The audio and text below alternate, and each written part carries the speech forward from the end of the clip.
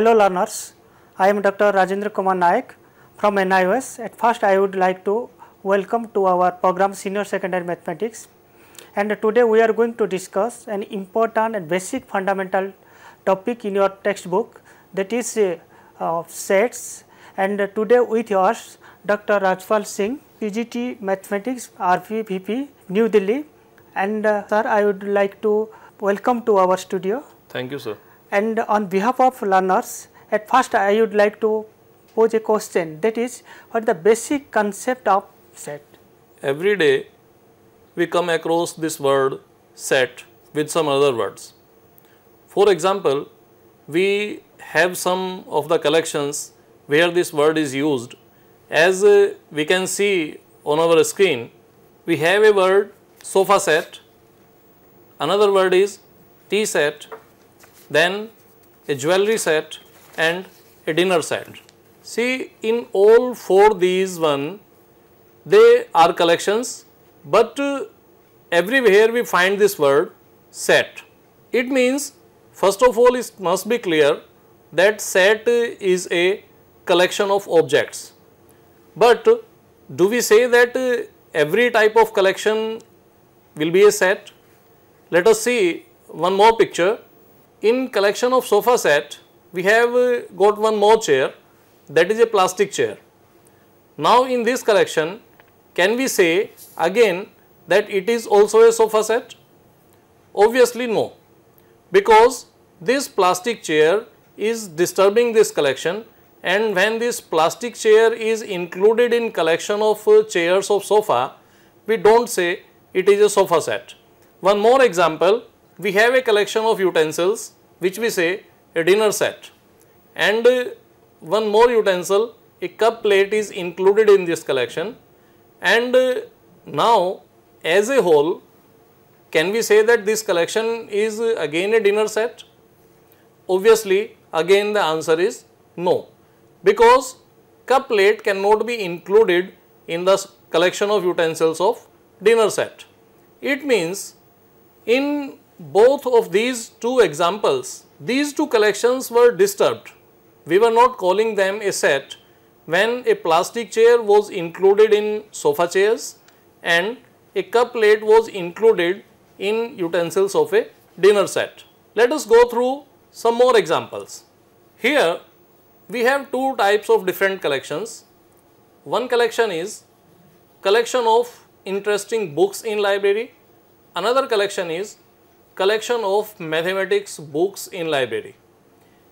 If we see the first one, now question arises, how we will decide that which book is interesting, because it will depend on the interest of one individual, that in which book he finds interest. So it is quite difficult or say controversial to find out a collection of interesting book for which everybody will agree. And in the second one, this is very much clear, that particular book will be included in this collection, the book which belongs to the subject mathematics. So here it is very much clear that what book will be included in that collection and what book will not be included in this particular collection. Let us take one more example. Here is one of the collection is collection of good cricket players of India, and another collection parallelly, that is collection of players those who have played test cricket for India. See, in the first one we will find that again it is very much controversial to select that which player is good and which player is not good. Opinion will vary from person to person, but in the case of second collection we can decide it very clearly that which player will be included in the collection, because we know that who are the players, those who have played test cricket for India.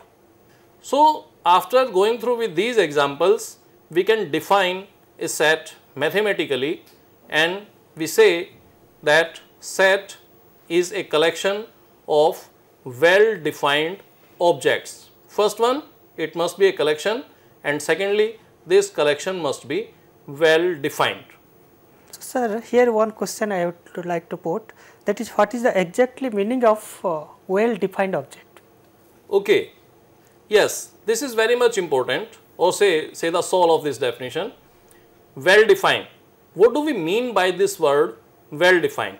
I would like to tell you the word well defined very first time was used by German mathematician George Cantor, and by well defined he clearly indicated that if every element or say every member of the collection is having a defined property, a particular defined property on the basis of which we can decide whether this particular member can be included in this collection or can not be included in this collection, then we say it is well defined. Means if it is included, we say this member is defined to be included in this collection, and if it cannot be included in this collection, then we say that this particular member is not defined to be in this collection, maintained to be a set.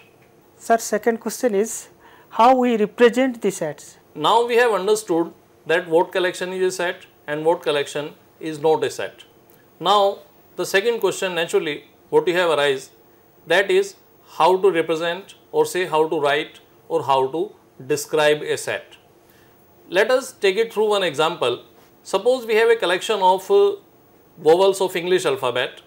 So set of vowels of English alphabet, it will be written as, set is represented by the capital letter S, and we simply list down all the members of that collection which we want to describe. They are A, E, I, O, U. They are separated by comma and then they are enclosed by a curly bracket. This is the way we write a set or say we describe a set, and this particular way of writing or describing or say representing a set is called roster form, simply listing down the element separated by commas and enclosed by a curly bracket. See, in the second one you are finding that all these alphabets are written haphazardly, means their order is changed now. So while writing a set, it doesn't matter that on what place or what order a particular member is written or representing. So as whether it is written as A, E, I, O, U or S equal to E, A, I, U, O, they both are the correct description of the set. Order of representation does not matter when we represent a set. Secondly, this set was a smaller one. There were only 5 elements or say members A, E, I, O, U. But what happens when the set becomes a larger one? We will see it in this example. This is set of letters used in word mathematics, and set is written as M, A, T, H, E, I, C, S. If we see, the word M was twice in the word mathematics, but in the set we find it is written only once. Again the same type of things is there. Alphabet A is written only once and T is also written once, while these alphabets were appearing twice in the word mathematics. It means this is the second rule of writing a set, that when we are describing or writing a set, we do not repeat the members of the collection. Means if any member is appearing 2 times in a collection, while representing the set, we write it only once. Now, what will happen if the set is a larger one? Here, both the sets were having very small numbers of collection, very small number of members, A, E, I, O, U or say M, A, T, H, E, I, C, S, very small sets. Let us now discuss one more set. Here the set is set of all Indian citizens. We know very clearly that which person is citizen of India and who is not a citizen of India. Here we have represented this set with a blank 2 curly brackets, and if we want to write down this set, we have to write down names of all the persons, those who are citizen of India, and we can imagine that it will be too difficult not a feasible idea to write down a set in this particular form. Or say if I want to write down a set of natural numbers from 1 to 1000, in that case also I will have to write all natural numbers from 1 to 1000. I have to separate by comma and then I have to enclose them in a curly bracket. It will be not a practical thing, means it will be too difficult and the representation will not be so convenient to use. So this type of larger sets, we have got one more way of representing a set, and that is called set builder form. Now let us see how do we represent this particular set in set builder form. Here, when set was set of all Indian citizen, we represent it in this way: A equal to X, then two dots we can see there. These two dots means such that, this is a symbol which is used, X such that, and now we define the X. What is X? In our example, X, it was an Indian citizen, so we describe it in this way: X such that X is an Indian citizen. Again I repeat, when we describe the set in this particular way, we represent all the elements of that set with X and then we define X, means what is X. As in this particular example, it is an Indian citizen. This symbol of two dots, this is called such that. So we pronounce it X such that X is an Indian citizen. So for representing larger sets, this is the way which is feasible and convenient to use. So large sets, they are written in the set builder form, and the sets which are a smaller one, easy to write, we write down in roster form. So sir, here set can be represent two forms, one is a roster form, another is a set builder form. So thing is, can we convert roster form to set builder form or vice versa? Can we do it? Yeah, we can do it. It depends on our requirement. Means if in some case set is given to us in set builder form and we need the set in roster form, or set is given in roster form and we need the set in the representation of set builder form, we can convert that. Let us understand through an example. Here a set A is 2, 4, 6, 8, 10 up to 100, means this is a set of even natural numbers from 2 to 100. Now I want to describe this particular set which is written in roster form. I want to describe it in form of set builder form, and I will write it in this way: A equal to X. Now I have to define X. What is X? X is, I know that is an even number, and we know how do we represent an even number. Even number is written as 2n, where n is a natural number. So n belongs to n. The symbol which we are looking at between n and capital N, that we pronounce belongs to. And now I have to restrict the length of set, that is 2 to 100. So I put the value of n, means n is less than or equal to 50. So all elements from 2 to 100, they are defined by the way that X is 2n, means an even number, and that is less, where n is less than 50. So automatically by the way of 2n, it will become less than or equal to 100. Or in another way, if I have to describe a set which is given to us in set builder form and I have to write it down in roster form. See, set D is equal to, it is defined as X such that X belongs to R and X square minus 7X plus 12 is equal to 0. If I solve this quadratic equation X square minus 7X plus 12, I get the values of X as 3 and 4. So the elements I find in set D, they are 3 and 4, and I know if all members of the collection are 3 and 4, how to write it in the form of roster. So in roster form, I list down 3 and 4, I separate them by comma, enclose in curly bracket, and set is represented in roster form, which is D equal to 3, 4. Now what are the different types of sets? Yes, sets are classified in different forms, and when we talk of type of sets, one glimpse we have seen just now that sets could be a very larger one, set could be a very smaller one. So, on the basis of size, sets are of two types. One is finite and another one is infinite. For example, finite set is A equal to A, E, I, O, U. Means here in this particular example of set A, it is quite possible to count all the elements. Elements are 5. So, in any set, if we are able to count the elements, the total number of elements we are able to find out, we say the set is finite. Or another one, if we are not able to count down the elements, then it is infinite set, means total number of elements, if it is not possible to count, as it is appearing in another set which is B equal to X, such that X is a natural number, and we know natural numbers are infinite in counting.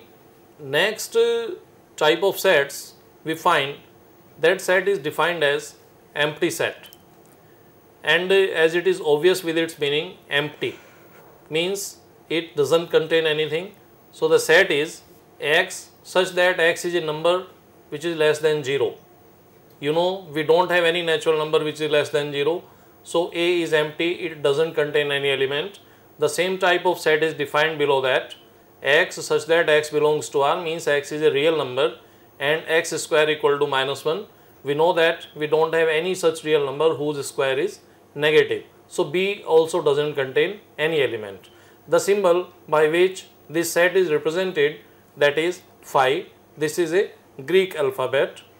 The next type of sets we have, that is a singleton set, and this is defined through an example X such that X is a woman president of India. We know till the date India has got only one woman president. See, till the date India has got only one woman president. So, the set is defined as a set which has only one element. That set is known as singleton set. Now, we have three sets here. Set A is A, E, I, O, U. Set B is written as 1, 2, 3, 4, 5, and set C is written as 2, 1, 5, 4, 3. See the relation between set A and B, that they both have 5 elements. Elements in set A is also 5, elements in set B are also 5. Such sets are called equivalent. Another one, set B and C are written, the only difference is the number of the order of elements is changed. They have the same exact number of elements and have the same elements also. In that case, the two sets are called equal sets. So, now question is, sir, what is the basic difference between equal set and equivalent set? Yeah, the difference between equal and equivalent is that in case of equivalent sets, only the number of elements are same. But in case of equal sets, not only the number of elements are same, but elements are all exactly the same. So, we can conclude that all equal set are equivalent, but reverse is not true. Yeah, all equal sets can be called equivalent, but all equivalent sets are not equal sets. Yes, we have seen that if two sets have same number of element and equal, then we can say these are equal and equivalent set. If are not equal, then what kind of set we can say? Okay, see, sets may have same elements, may have same number of elements, and may have different elements or different number of elements. See, if different number of elements or say different elements are there, now let us understand what we call them. See, let us see in this example, two sets are there. Set A is 1, 2, 3, and another one, set B is 4, 5, 6. These two sets are entirely different. They don't have any element or say any member common. Such sets, they are called disjoint sets. Means two sets are said to be disjoint sets if they do not have any common element. Such sets are called disjoint sets.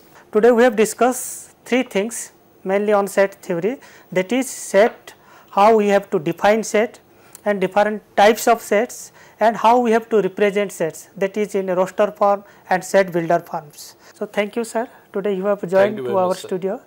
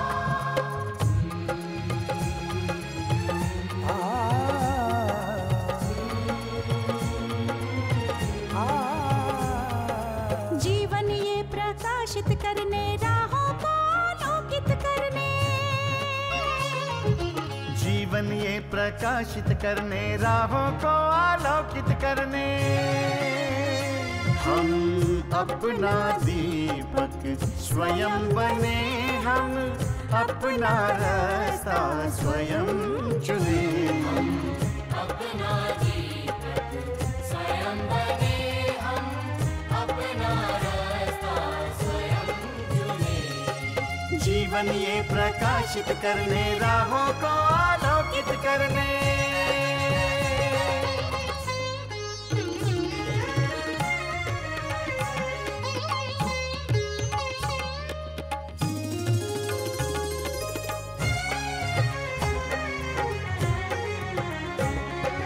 धन साधन समय की सीमा से विद्यालय जो मुक्त हो, धन साधन समय की सीमा से विद्यालय जो मुक्त हो। कभी पढ़े हम कहीं पढ़े, वे विषय की लोच से युक्त हो। कभी पढ़े हम कहीं पढ़े, वे विषय की लोच से युक्त हो। मित्रों हम उठे और जागे, मंजिल आने की ध्वनि सुने, हम अपना दीपक स्वयं बने, हम अपना रास्ता स्वयं चुने। जीवन ये प्रकाशित करने, राहों को आलोकित करने।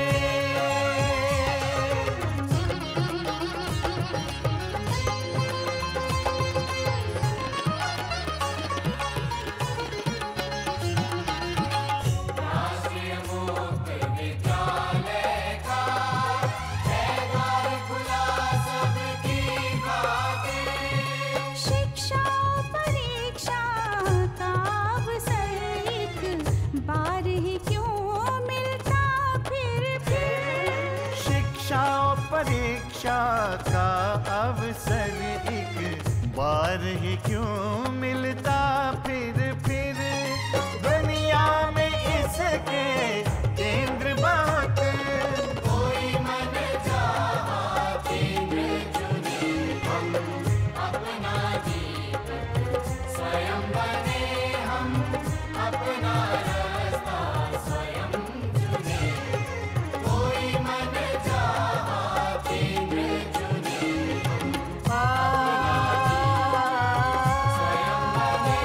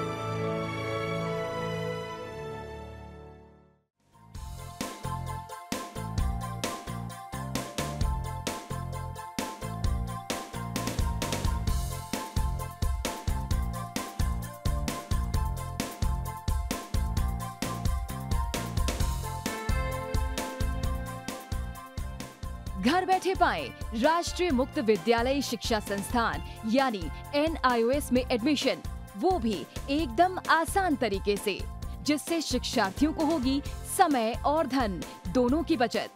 NIOS से शिक्षा कभी भी कहीं भी।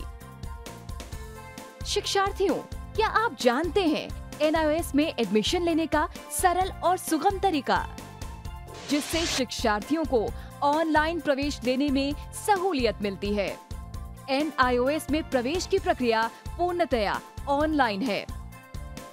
शिक्षार्थी घर बैठे इंटरनेट द्वारा प्रवेश के लिए सबसे पहले NIOS की वेबसाइट www.nios.ac.in पर लॉगिन करें। अपना ईमेल आईडी और पासवर्ड डालकर अपना पंजीकरण करें। पंजीकरण के बाद लॉगिन करने पर ऑनलाइन प्रवेश हेतु आवेदन पत्र खुलेगा। आवेदन पत्र को निर्देशानुसार भरें और प्रिंट आउट लें। इस प्रिंट आउट पर अपनी फोटो संलग्न करें।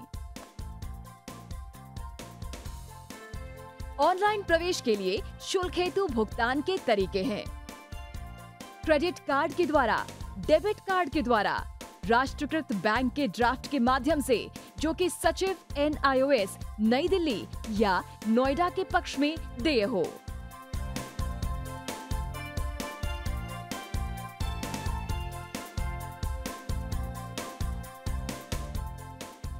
भरे हुए आवेदन पत्र के साथ साथ डिमांड ड्राफ्ट और संलग्न किए जाने वाले दस्तावेज हैं जन्म रजिस्ट्रार के जिला कार्यालय से जारी जन्म प्रमाण पत्र की सत्यापित प्रति, जिसमें जन्म तिथि अंकित हो, पिछले विद्यालय से प्राप्त विद्यालय छोड़ने का प्रमाण पत्र जिसमें आवेदक की जन्म तिथि लिखी हो।